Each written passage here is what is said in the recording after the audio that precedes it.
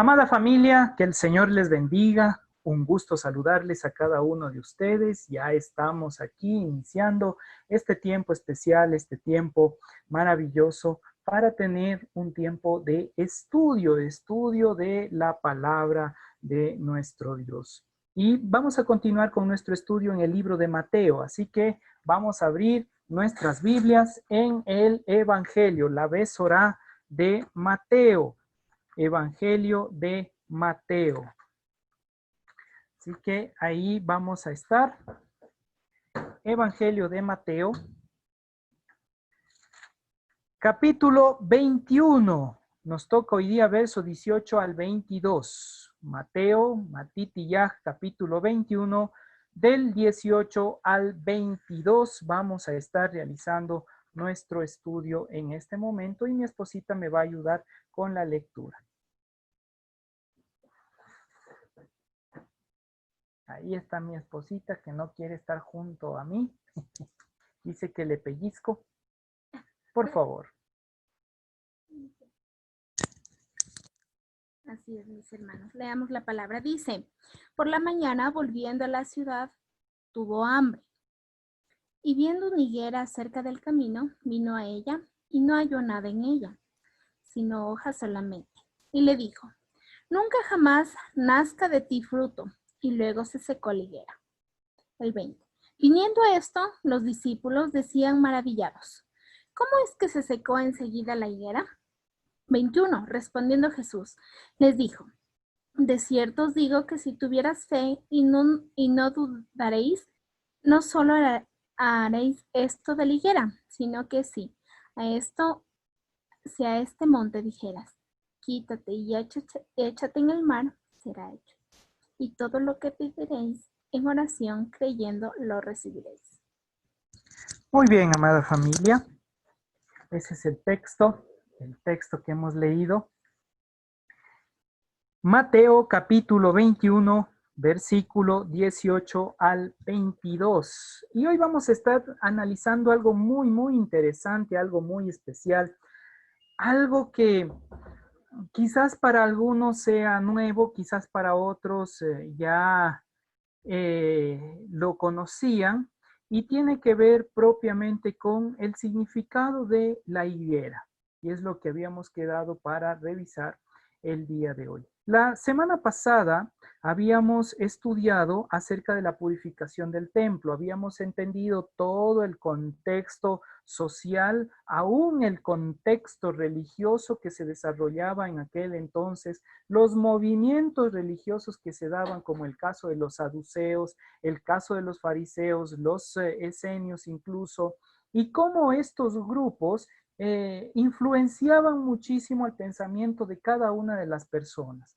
Sin embargo, a pesar de ser diferentes, ellos llegaban el día de reunión, Shabbat, cese de actividad para adorar, y todos se reunían en el templo. Es decir, que si había alguien de línea farisea, estaba presente. Si era saduceo, estaba presente. Si era herodiano, estaba presente. Si era celote, estaba presente. Es decir, se reunían, adoraban al Señor, adoraban a Dios ahí en el templo y de ahí nuevamente salían. Claro, esto los que estaban cerca, alrededor del templo o los que hacían peregrinación. Pero los que estaban lejos, recuerden que en Shabbat no podía caminar más de 1 kilómetro, razón por la cual se quedaban en las sinagogas que estaban alrededor, o las eclesías o las comunidades pequeñas llamadas Keilah. ¿Sí? Eso ya para entender que a pesar de su discrepancia en su pensamiento, su discrepancia teológica que tenían, a pesar de ello buscaban la unidad del momento de adoración en Shabbat. Es decir, recuerden que el término Shabbat en hebreo hace referencia a cese de actividad para adorar. Es el símbolo que tiene propiamente. No vamos a entrar en eso porque más adelante vamos a estar también leyendo algo sobre la temática. Sin embargo, una vez que nosotros ya hemos entendido que todos los lineamientos nos dirigen en la Besorá, el Evangelio de Mateo, nos lleva a la intención del corazón, es decir, cómo está nuestro corazón delante del Eterno, delante de Dios, ahora nosotros debemos entender y comprender algo muy puntual. Dice el texto, verso 18, por la mañana. Recuerden que ya había llegado el Mesías, había hecho la entrada triunfal, de acuerdo al libro de Mateo, había entrado al templo, había sacado a todos los cambistas y a los que hacían negocios ahí en el templo, y dice que, ok, se fue a descansar y ahora en la mañana, volviendo a la ciudad, tuvo hambre. ¿De dónde estaba viniendo? Estaba viniendo ¿de dónde? De Betania. Y habíamos estudiado un poquito Betania, Bet-Ania, Bet casa, Ania hacía referencia a aflicción o también casa del fruto, ¿sí? Y qué interesante que está viniendo de la casa del fruto, ¿no? Digo esto para que podamos entender hasta en las traducciones cómo entra en una relación. ¿Por qué? Porque en la mañana, regresando en este caso a la ciudad, regresando a Jerusalén, tuvo hambre. Obviamente, supongo no desayunó, o supongamos que sí desayunó, pero le dio hambre, quiso comer algo. Y dice, y viendo una higuera cerca del camino. A ver, él está viniendo de la casa de fruto. Pongámosle un poquito simbólico. Él viene del lugar donde hay fruta, por así decirlo. Donde hay frutos. Ya, muy bien. Viene de ahí y en el camino le da hambre y quiere agarrar un fruto. ¿De qué planta? De una higuera. ¿Sí? Un poquito para ir haciendo alusión. ¿Por qué está presentando Mateo estas cosas? ¿Esto se está dando literalmente o Mateo nos está queriendo explicar algo? Algunos autores, especialmente de línea de Editorial Verbo Divino, los comentarios que hacen referencia dicen que tenemos que observar este texto en ambas direcciones. Pero yo acuño algo más, hay que mirar una tercera dirección. Es decir, no solamente el ámbito del fruto, no solamente el ámbito de lo literal y el milagro que se va a producir, sino también en el ámbito del misterio que se encuentra en esta enseñanza. De tal manera que si nosotros entendemos el misterio de esta enseñanza, vamos a entender cosas profundas en nuestra realidad, en lo que está sucediendo dentro de nosotros, en lo que está pasando en lo profundo de nuestras vidas. ¿Sí? Entonces, veamos esas tres directrices. ¿Sí? Muy bien. Sí, Isaías. Vamos a verlo. Listo. Entonces, empecemos. Dice, viendo una higuera cerca del camino, vino a ella y no halló nada en ella, sino hojas solamente. Y le dijo, nunca jamás nazca de ti fruto, y luego se secó la higuera. Vemos el verso 19 lo que dice. Fue en busca de algo, no encontró ese algo, le dijo a la higuera, se dirigió a una higuera, o sea, esto parece medio loco que un hombre se ponga a hablar con un árbol, ¿sí? Es como que yo me veo un árbol, digo, ah, con que no produciste, entonces sécate. Y alguien que me está escuchando va a decir, hey, ¿qué te pasa? ¿Estás loco? ¿Sí? Pareciera, ¿no? Da ese pensamiento. Pero ya vamos a ver dentro de las interpretaciones cómo todo esto tiene una realidad. Y dice que inmediatamente se secó la higuera. Ahora, necesito que uno de ustedes, vamos a ver, uno de ustedes en este caso, mi querida Anita, ya que nos acompaña, bienvenida. Ayúdenos buscando Marcos capítulo 11.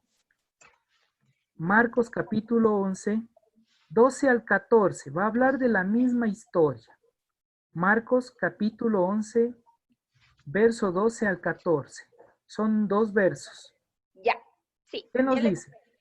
Dice, al día siguiente, cuando salieron de Betania, tuvo hambre y viendo de lejos una higuera que tenía hojas, fue a ver si tal vez hallaba en ella algo.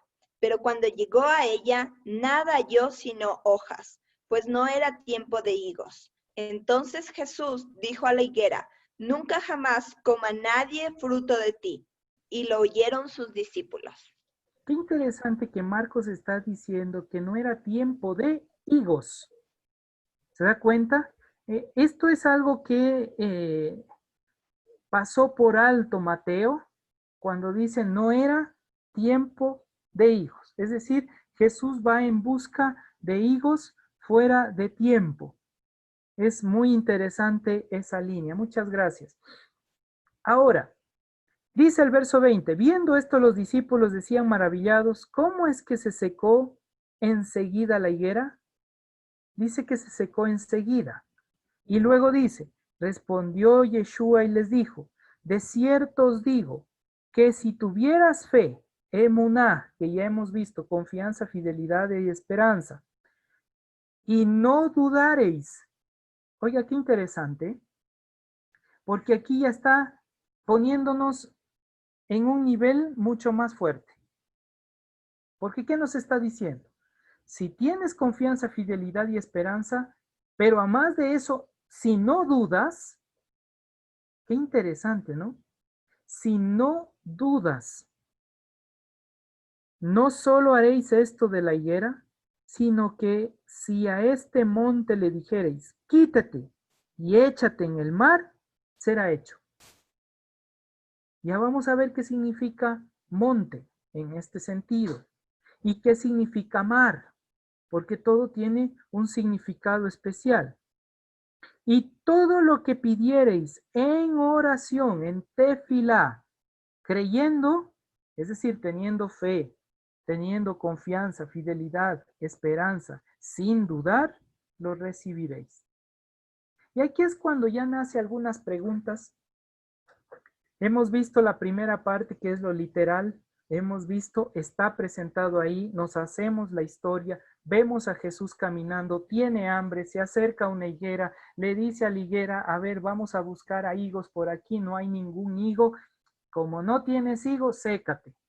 Los discípulos miran esto maravillados y él le dice, si ustedes creen, tienen emuná, tienen fe, tienen esa certeza, esa confianza, le pueden decir no solamente a esta higuera esto, sino le pueden decir a la montaña, sácate de ahí y échate al mar, y les haría caso. Y si ustedes piden en oración creyendo, van a recibir. Está yendo a Jerusalén.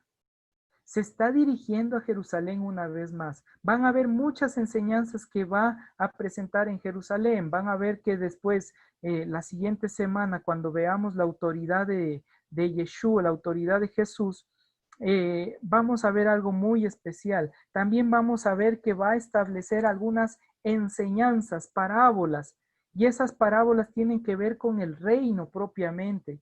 Y ahí vamos a ir entendiendo cada parábola de acuerdo a los contextos.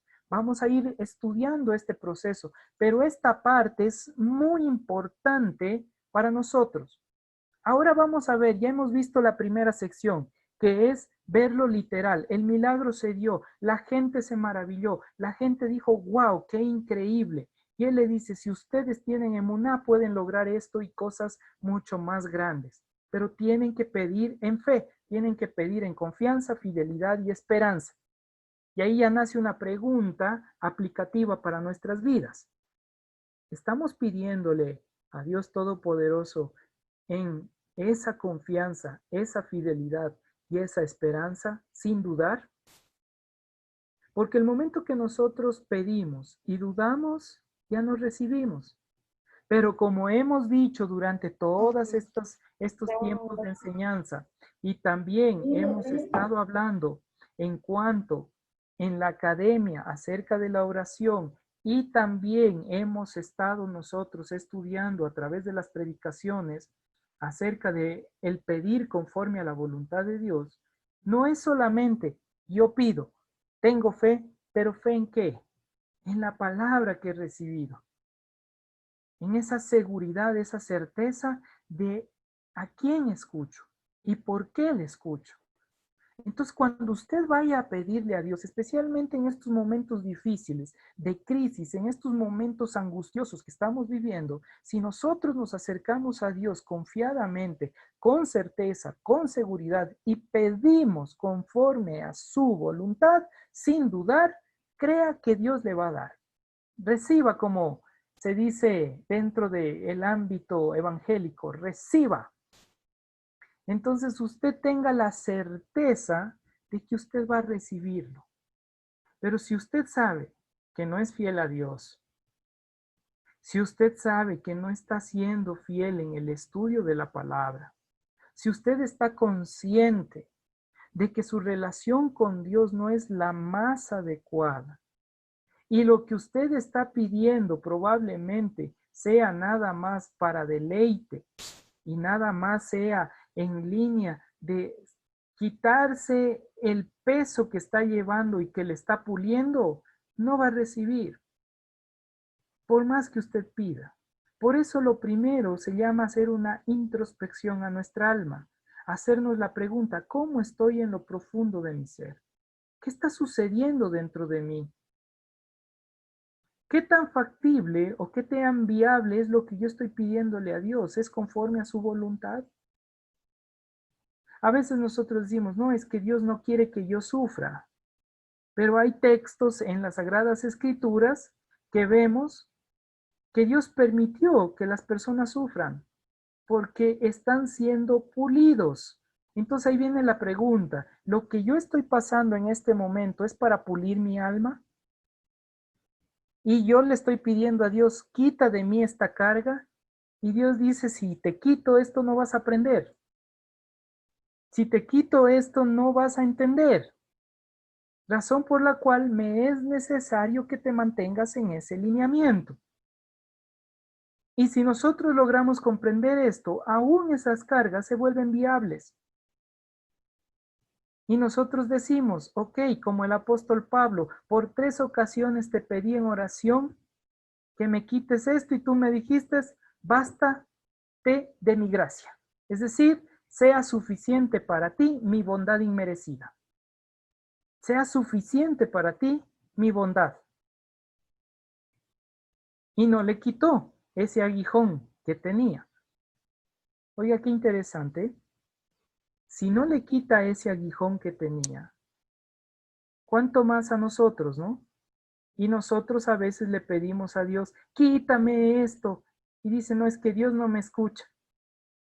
Si Dios no le responde y usted dice, estoy sirviéndole a Dios, estoy buscando su presencia, estoy orando, estoy leyendo la Biblia, estoy meditando, estoy ayudando a los demás, estoy dando amor hacia los demás, así como diciendo lo que nos dice la palabra de Dios que sea, y no me quita esta carga, este sufrimiento, entonces eso indica que esa carga y ese sufrimiento es para pulir su alma.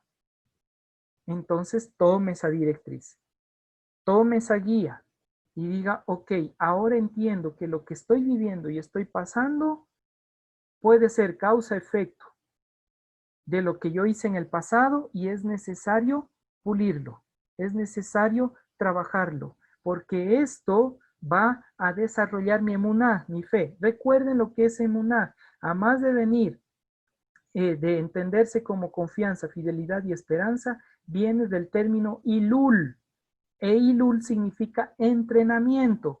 Entonces, todas las pruebas, todas las luchas, todas las dificultades que me vienen es para entrenarme.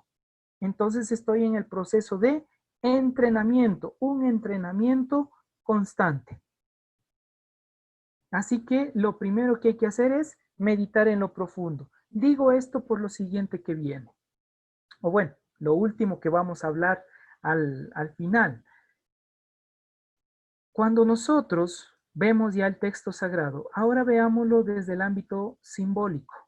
¿Sí? Vamos a entender un poquito de símbolo bíblico. ¿Ya? ¿Estamos? Sí, Isaías, hágale nomás. Muy bien. Dice, por la mañana. Cuando entendemos nosotros la mañana, el término simbólico Boker significa la luz, la primera luz que recibimos, ¿sí o no? Entonces hay un reflejo de luz. Dice que él retornaba a Shalem, que es Jerusalén, la ciudad de paz. ¿Sí? Entonces, la luz retornaba a la ciudad de paz. Pero hay una necesidad, que eso tiene que ver con el hambre. Dice que ve una higuera. ¿Y qué es la higuera? Ahí les quiero ver. Uno diría, es la que produce los higos. Muy bien, excelente. Pero vamos al libro de Génesis, ¿sí? Vamos al libro de Génesis, en el capítulo 3.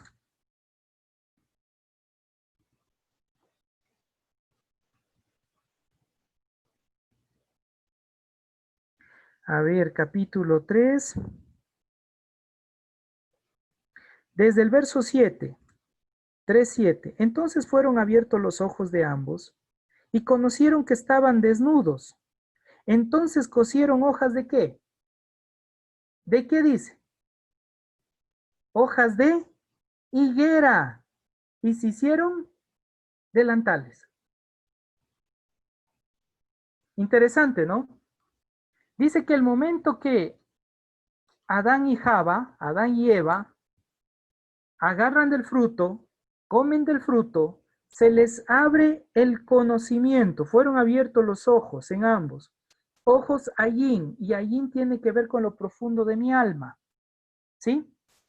Entonces dice que fue abierto lo profundo de su ser y notan que están desnudos. Es decir, se ve su realidad interna. El término o el entendimiento simbólico de hallarse desnudo delante de Dios es aquí estoy tal como soy. Punto. No hay nada que pueda ocultar.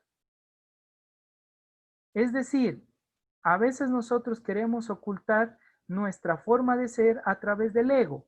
Por eso el ego hasta cierto periodo es bueno, hasta cierto nivel nos ayuda. ¿Por qué? Porque protege a nuestro yo.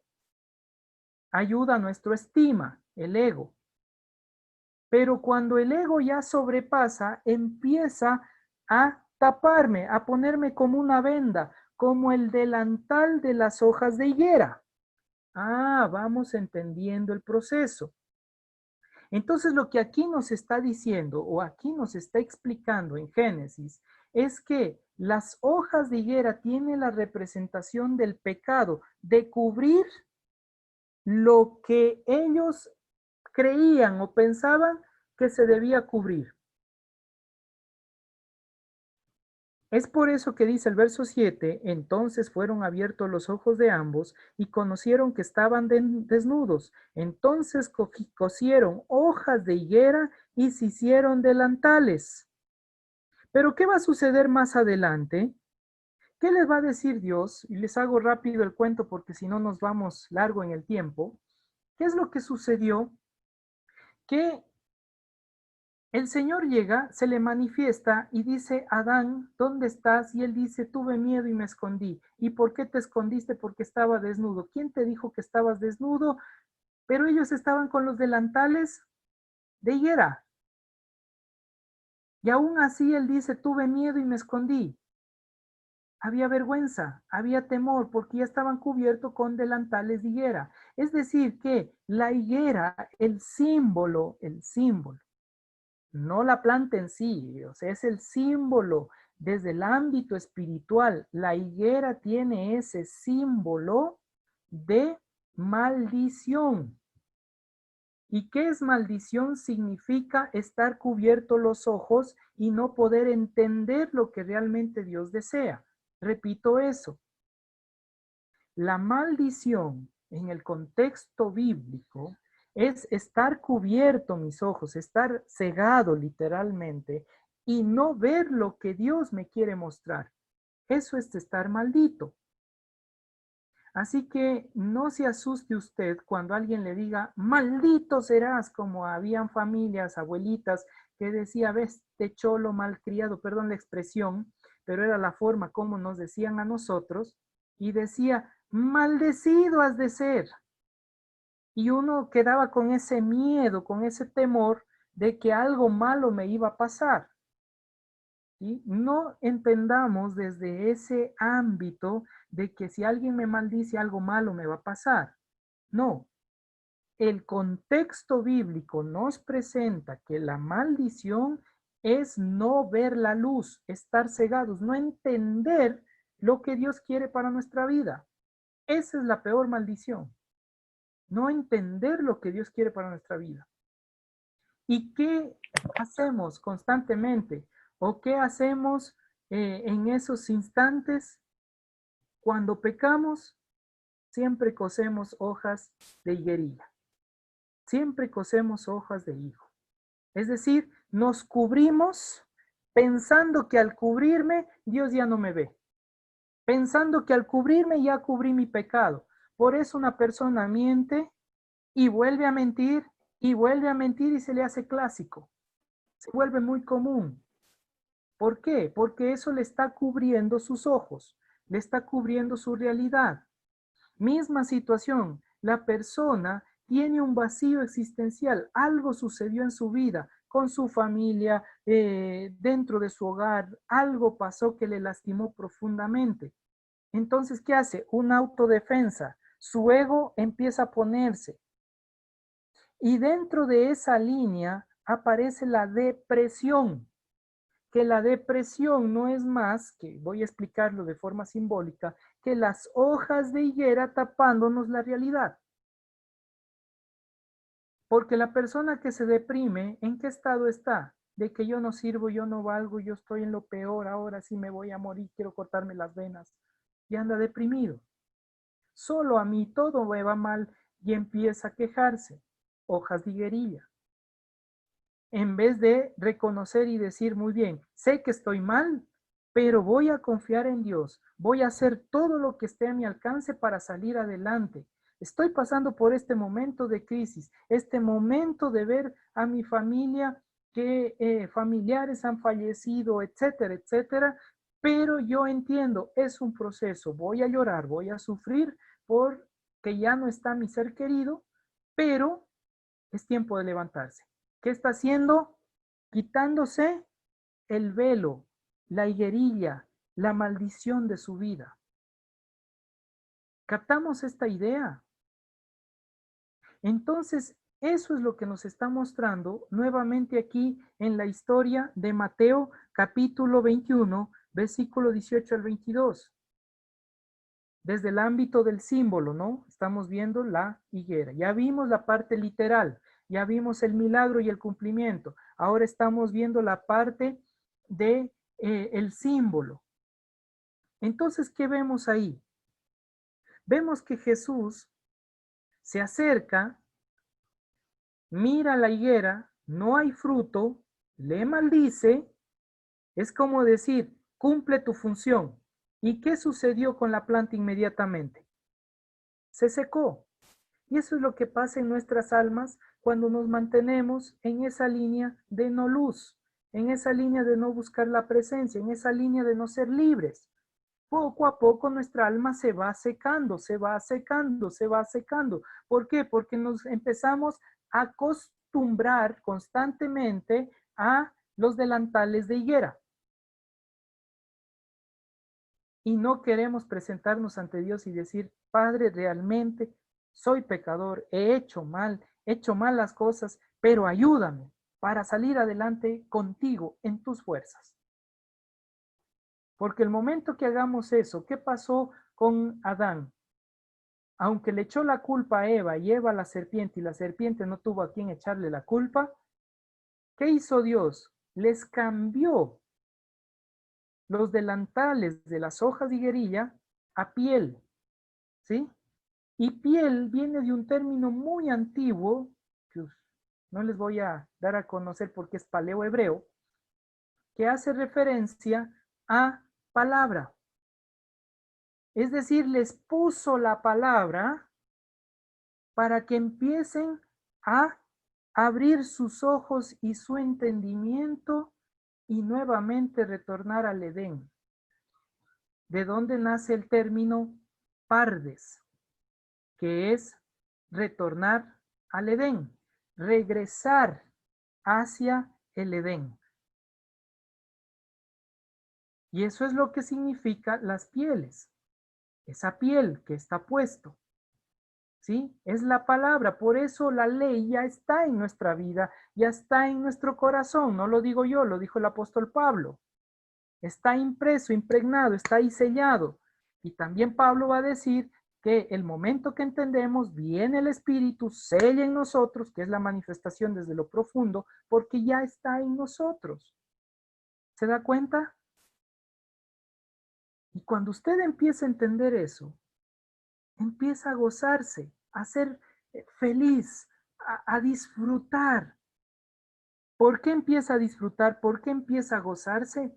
Porque usted empieza a ser quitado el velo de sus ojos y empieza a entender la palabra de Dios y empieza a comprender para no secarse su alma. Porque si continúa en la oscuridad, su relación con Dios se va secando. Y seamos sinceros, deje de congregarse, deje de estudiar la palabra, deje de orar y usted empieza a decir, living la vida loca, y empieza a estar en esa línea. ¿Sí? Empezamos a mirar que lo malo parece bueno. A un principio medio receloso. Después como, a ver. Después dicen, no, pues éntrale, esto está buenazo. Y a la final, seca su alma. Y tiene que hacer rectificación. ¿Me explico, amada familia? Son los lineamientos que toma este entendimiento.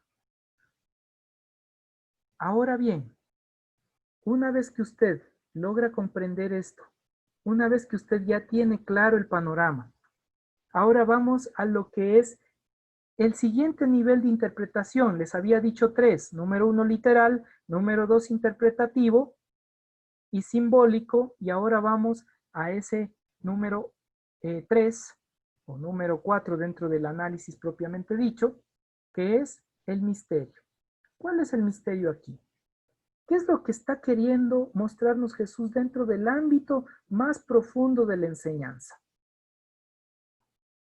Si usted revisa el libro de Marcos, que ya leyó Anita, muchas gracias, el libro de Marcos, ¿cuál era la diferencia que aparecía ahí?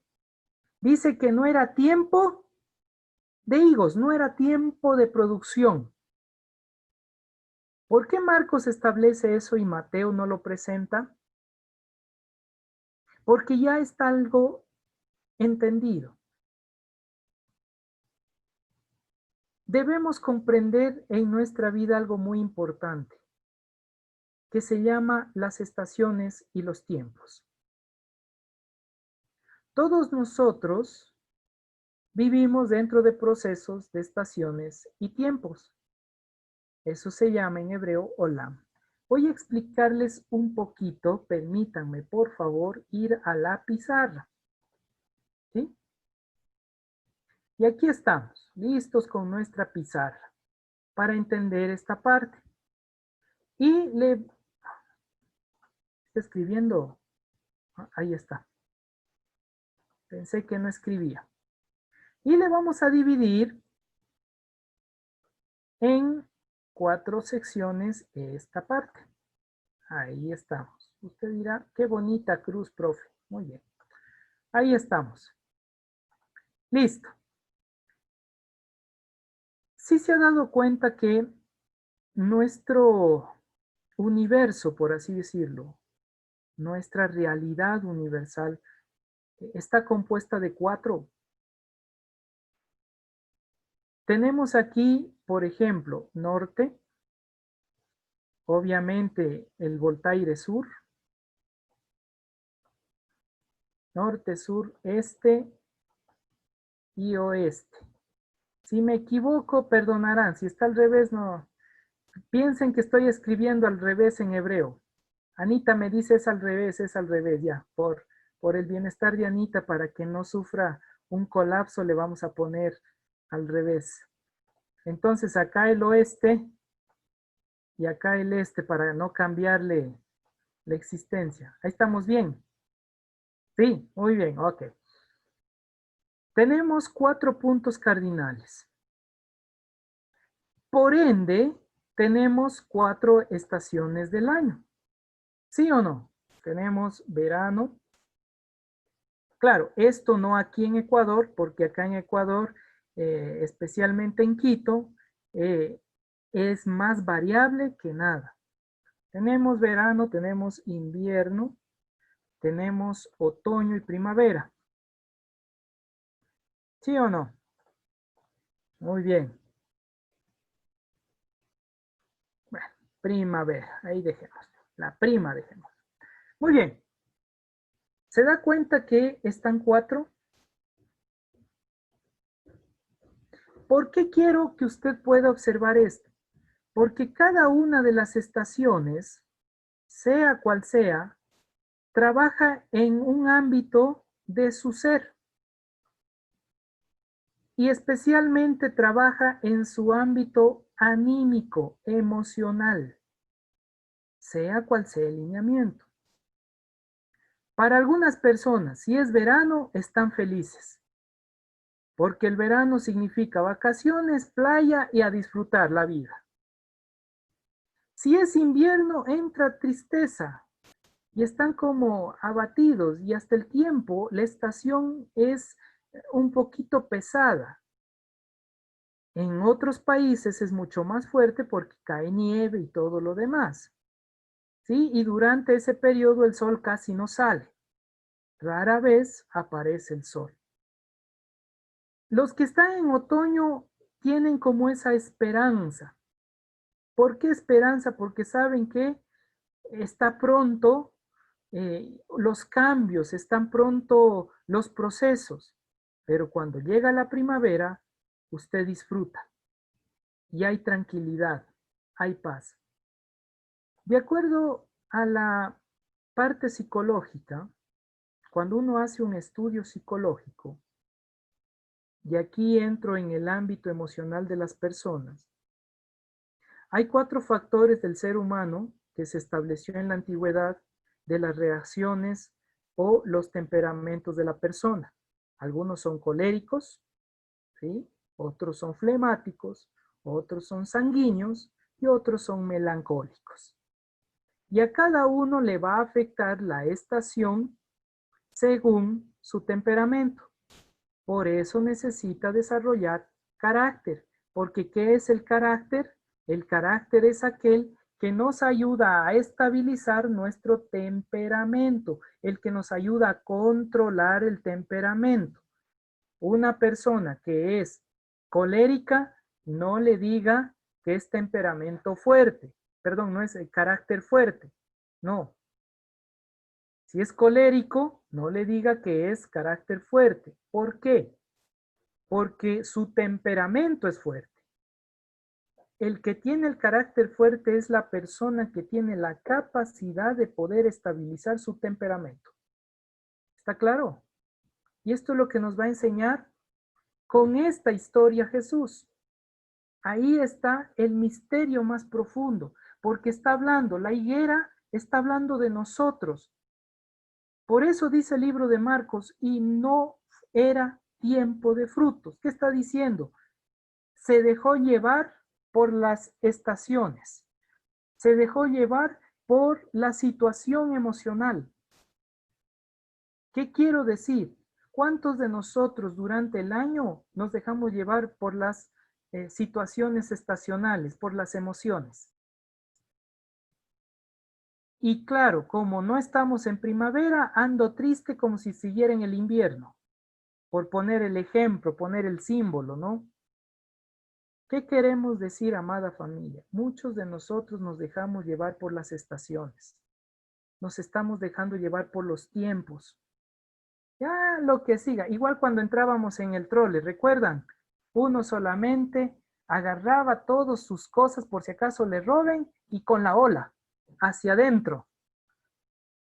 Uno no podía moverse ni a derecha ni a izquierda. Ahí se iba largo. Entonces, algo similar estamos haciendo. No estamos haciendo una diferencia. No estamos dando fruto fuera de tiempo. ¿Se da cuenta? Entonces aquí le dice, no estás dando fruto fuera de tiempo, tu alma se va a secar. no estás dando fruto fuera de tiempo, es decir, no estás aprendiendo a tener esa estabilidad en tu parte emocional, te vas a destruir. Digo esto porque hay muchas personas que están empezando a caer en depresión en este tiempo. ¿Y por qué están en depresión? ¿Por qué no pueden salir? Tienen miedo a la muerte, están en un momento difícil de sus vidas, etcétera, etcétera, y aún han quedado en casa con ese pánico. Si salgo voy a morir. Entonces no está habiendo control en su parte emocional. Se está secando su alma. Se está destruyendo su alma. Están empezando a permitir que la maldición llegue a su vida. Y es muy delicado esta parte. Justamente en esta semana estoy tomando un curso que es de psicología. Entonces ya pueden entender por qué hablo con todas estas terminologías y cómo lo aplico con la Biblia. Porque estoy tomando el curso que tiene que ver con cómo dar un acompañamiento a personas que están pasando procesos de duelo, muerte por el COVID-19. ¿Cómo damos el acompañamiento a esas familias? Obviamente, como pastor necesito estar a la vanguardia, necesito entrenarme, necesito estar en ese ámbito, ¿sí? Por eso estoy tomando este curso, pero me ha enseñado muchísimas cosas. Me está enseñando, me está ayudando a entender que muchas de las personas se están quedando en un trauma psicoemocional y no pueden salir adelante porque dice, si salgo a trabajar tengo miedo a enfermarme. Si no salgo voy a morirme de hambre. Entonces, ¿qué hago? Me deprimo. O entro en mal genio, o entro en angustia, o hay un proceso muy crítico en estos tiempos. Y aquí es donde usted debe empezar a trabajar con su temperamento. En este tiempo que nos ha tocado vivir, esta temporada donde las higueras no dan fruto, las higueras no muestran la madurez, pero usted puede dar fruto fuera de tiempo. Usted puede dar fruto fuera de este periodo. Es decir, usted puede mostrar esa estabilidad psicoemocional en estos momentos difíciles del COVID-19. Y no porque usted diga, es que yo soy fuerte, yo soy mero, mero. No, no, no, no, no. Sino porque usted ha sido entrenado en su fe. Usted ha sido entrenado en la presencia de Dios. Usted se está entrenando diariamente para traer estabilidad a su parte emocional. Eso es lo que me encanta de las escrituras, que no solamente nos muestra un proceso de línea solamente espiritual religiosa, sino un proceso holístico, completo, cambio, transformación de nuestro estilo de vida, de nuestro comportamiento. Es un todo. ¿Por qué? Porque somos todo delante de Él. No es solamente que el alma se va a ir ahí con Dios. No, no, no, no. Es un todo, todo su ser. Así que, amada familia, este texto nos dice, por la mañana volviendo a la ciudad tuvo hambre, y viendo a una higuera cerca del camino vino a ella y no halló nada en ella sino hojas solamente. Y le dijo, nunca jamás nazca de ti fruto. Y luego se secó la higuera. Nunca jamás nazca de ti fruto. ¿Qué está diciendo? Nos está dando una advertencia que si nosotros no aprendemos a estabilizar nuestra vida, si nosotros no aprendemos a estabilizar nuestra área emocional, vamos a destruirnos. Usted se va a destruir y no le eche la culpa a Dios por lo que usted no está logrando realizar, porque Dios ya le está dando los caminos, Dios ya le está mostrando el proceso, Dios le está mostrando la guía. No con eso vamos a ser imprudentes tampoco, ¿no? Porque Isaías dijo que hay que llevar fruto y hay que vencer y hay que ser estable, voy a salir sin tener un cuidado. No, no, no. Debemos tomar todas las precauciones, porque sabemos que Dios nos protege y nos cuida, pero no por eso vamos a ser irresponsables. ¿Sí? Hay que tomar los cuidados referentes a esa línea. Y si ya nos tocó vivir ese proceso, no tenga miedo. Al fin y al cabo, si muere, va a estar con Él. ¿Sí o no? Si morimos, morimos para Él. Eso lo dijo Pablo. Y si vivimos, vivamos para Él. Sea que vivamos o que muramos, de Dios somos. ¿Sí? Así que ánimo, amada familia. Ánimo, hay esperanza, hay oportunidad.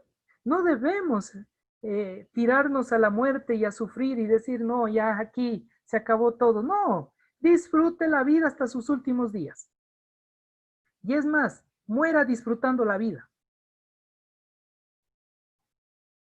Esto nos ayudará a cambiar el chip de nuestro cerebro.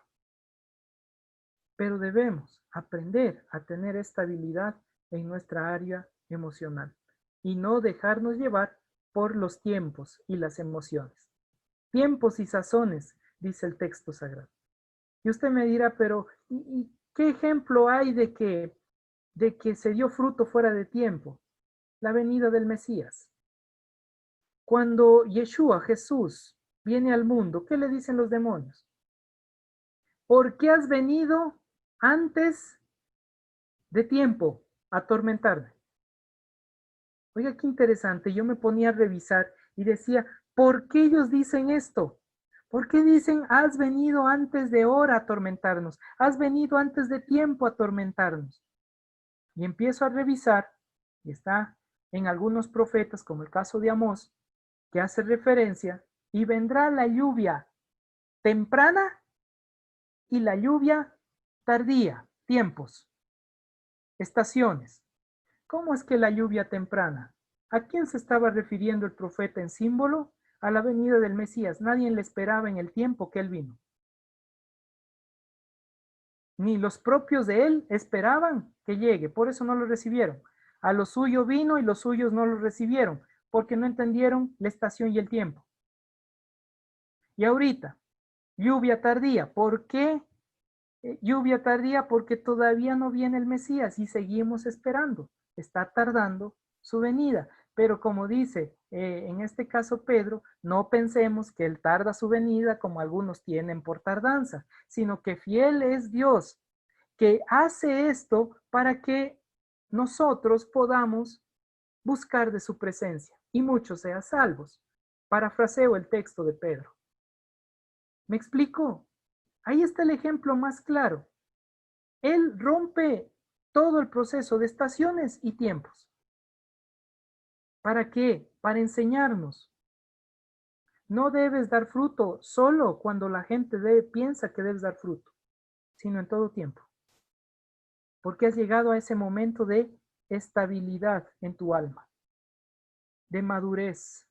Viene de la casa del fruto, de la casa de la madurez, para enseñarnos, no hay higo, no hay fruto, no aparece tu madurez, tu alma se está secando. Y solamente cuando lleguemos a ese nivel de estabilidad, dice lo siguiente, veamos. Y viendo, dice el verso 20, y viendo esto los discípulos decían maravillados, ¿cómo es que se secó enseguida la higuera?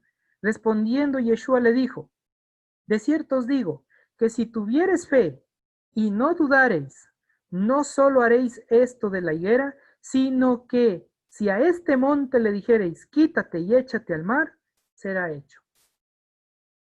¿Qué es el monte? ¿Qué es el mar? Mar, yam, el término mar. Y el mar, cuando está quieto, tiene el símbolo de la muerte. ¿Sí? Mar, en quietud, símbolo de la muerte. Y el mar, cuando está en ímpetu, está en tempestad, está con todo ese proceso fuerte como aparece en las escrituras, significa pruebas de nuestra vida. Pero cuando está quieto, así literal quieto, cuando aparece el mar así quieto, es la muerte. Y aquí hay algo muy interesante. ¿qué le está diciendo a la montaña? Dile a esa montaña, sácate y será echado a la muerte. ¿Qué está diciendo? Dile a todo aquello que te obstaculiza. ¿Por qué? Porque dice, no se pone una ciudad para mirarla detrás de una montaña. Es el ejemplo que el mismo Jesús da. Es decir, no se pone un obstáculo para que tú puedas ver o observar algo, sino que tienes que decir a ese obstáculo, a esa realidad tuya, a esas hojas de higo que has puesto sobre tus ojos, a esa venda que has puesto en tu vida, dile, quítate y échale al mar y será echado, es decir, a la muerte, como dice el libro de Apocalipsis, que todo fue echado al lago de fuego, incluyendo la muerte. ¿Sí? Entonces, ¿qué nos hace referencia a este texto? No solo nos está diciendo, hey, tienes que dar fruto, madurez, en cualquier tiempo, en cualquier momento, sino que también tu oración tiene que estar dirigida. Quita de mí estos pensamientos que me están deteniendo de tener vida y ponme pensamientos de vida. Ponme pensamientos de vida, quita estos pensamientos y échalos a la muerte. Saquen, mis amados hermanos, familia, amigo que me está escuchando en este momento. Saquemos de nuestra mente esos pensamientos que nos están llevando al mal, a la destrucción. Y empecemos realmente a cambiar, a transformar, como dice el libro de Romanos capítulo 12, verso 2. Transformaos vuestro entendimiento, transformaos vuestra mente, cambiemos nuestra manera de pensar y proyectémonos realmente a disfrutar la vida. Proyectémonos a vivir lo que el Mesías quiere que vivamos y toda esa montaña, esos pensamientos de destrucción sean echados a la muerte y nosotros disfrutemos la vida. Por eso termina diciendo, y todo lo que pidiereis en tefilá, en oración, creyendo, es decir, en emuná, en fe, en confianza, lo van a recibir. Porque ya no hay un pensamiento negativo, de duda, que nos detiene, sino que nuestra mente está lleno de la palabra de Dios. Nuestro ser, nuestra vida está lleno de Él. Y de la abundancia de nuestro corazón hablará la boca. ¿Qué abunda en nuestra vida? ¿Qué abunda en nuestro corazón? ¿Qué hay en lo profundo de nuestro ser? De tal manera que si pedimos a Dios, Él nos dará. Y aun cuando pidamos, sabemos por qué pedimos. Porque puede ser que lo que nos está pasando es para nuestro bien, es para rectificación de nuestra alma. Por eso hay que hacer esa introspección, revisar cómo está mi vida, cómo está mi realidad. Vaya a ser que estemos secando nuestra alma, que estemos cegados nuestros ojos, que hay una montaña de pensamientos destructivos en vez de tener vida, en vez de tener luz y tener camino. Esto y muchas cosas más es lo que Dios tiene preparado para cada uno de nosotros. Por eso ánimo, esperanza en medio de todas estas dificultades. Que su alma no se seque, que su alma no entre en maldición, que ya sabemos maldición significa estar cegado, estar velado, no tener luz, sino más bien que nosotros podamos dirigirnos hacia la meta, al supremo llamamiento y con esperanza y confianza, sabiendo que Él tiene el control de nuestras vidas. Próxima semana, amada familia, estaremos viendo la autoridad del Mesías y vamos a ver ahí una pregunta muy interesante que les va a realizar y nos hace para nosotros en cuanto a la autoridad que Él presenta como el Mesías prometido. Así que no se pierda, próxima semana a esta misma hora y por este mismo canal, vamos a estar hablando más y disfrutando más de la palabra del Señor. Vamos a orar, vamos a darle gracias a nuestro Padre por este tiempo tan lindo, este tiempo tan especial que hoy hemos disfrutado de este momento tan hermoso. Y vamos a aprovechar, voy a ver si mi querido Fabricio, estás por ahí, hijo mío. Mi querido Fabri. Sí, estoy aquí. Buenas noches. Amén. Esa voz como ¿Cómo de están? ángel, como arcángel, como voz de trompeta del Señor, dice el texto. Diríjanos en oración por este hermoso tiempo que hemos podido disfrutar y por el bienestar, que Dios sea tomando control de nuestras vidas, trayendo equilibrio a nuestra parte emocional y reconocer que Dios tiene un plan perfecto para nuestras vidas, para disfrutar la salvación. Mi querido Fabio. Claro que sí. Vamos a orar. Bendito Padre Celestial, Señor mi Dios, gracias damos por este hermoso día, Señor. Gracias por poder terminar de esta manera, Señor, poder aprender más de tu palabra, Señor. Quiero, Señor, y te pido de manera muy especial por todos los que estamos aquí en este momento reunidos, Padre, para que tú, Señor, vayas poniendo sabiduría en nuestra mente, Señor, para que vayas abriendo nuestro corazón a tus palabras, Señor mi Dios. Quita este sentimentalismo que muchas veces nos opaca como cristianos, como hijos tuyos, Señor, y haznos ser de una manera, de un carácter fuerte, Señor, para poder seguir adelante en tu camino, Padre, y para también ser blandos en el momento que necesitamos serlo, Señor. Gracias por traernos tu palabra, por traernos paz en el corazón, por traernos felicidad, Señor, y saber que algún día podremos verte, Señor, podemos estar contigo gozando de tu presencia. Y mientras tanto, prepara nuestras vidas, nuestros corazones, nuestro camino, Señor mi Dios. Sigue preparando tu palabra para cada uno de nosotros, Señor. Nosotros estamos muy agradecidos porque tú nos has dado todo el tiempo, Señor, que nosotros necesitamos. Ahora, Señor, pon de nuestra parte para poder atenderte, para poder, Señor, honrarte, darte el tiempo que tú te mereces, Señor. Y es nada más para alimentarnos nosotros como tus hijos, Padre. Estamos necesitados de tu palabra. Estamos necesitados de muchas cosas, Señor, que tú conoces de nuestro interior, Padre. Agradecidos estamos por este tiempo, Señor. Quédate con nosotros el resto de la semana, Señor. No permitas que esperemos solo el domingo a volverte a escuchar o a verte, Señor, sino permítenos que podamos sentirte cada día, Señor, a nuestro lado, Señor. En esta noche que vamos a ir a muchos a descansar, otros a trabajar, a hacer cosas pendientes, Señor, queremos que nos acompañes, Señor. Nos traigas paz en esta noche, Señor, quietud, y llévanos a tu presencia, Señor, para poder saber qué es lo que tú quieres de nosotros, Padre. Pido en nombre de tu Hijo, Señor, que se haga tu voluntad en la vida de cada uno de nosotros, tu voluntad en nuestra iglesia, que tus pastores, que los pastores, Señor, hagan tu voluntad también, Señor, que nos traigan palabra fresca como siempre, Señor. Gracias, Padre, ponemos en tus manos nuestras vidas. Todavía falta esta semana, Señor. Ponemos nuestros trabajos en tus manos, Señor, a los dueños de los trabajos, de las empresas, en tus manos también, Señor. Tráelos tranquilidad, quietud, sabiduría también, Señor. Gracias, Padre, por todo lo que haces. Hemos orado en nombre de tu Santo Hijo, Señor, a quien clamamos siempre, a quien lo honramos, Padre. Gracias, Señor, en nombre de Cristo Jesús. Amén. Amén y amén. Muchas gracias, amada familia.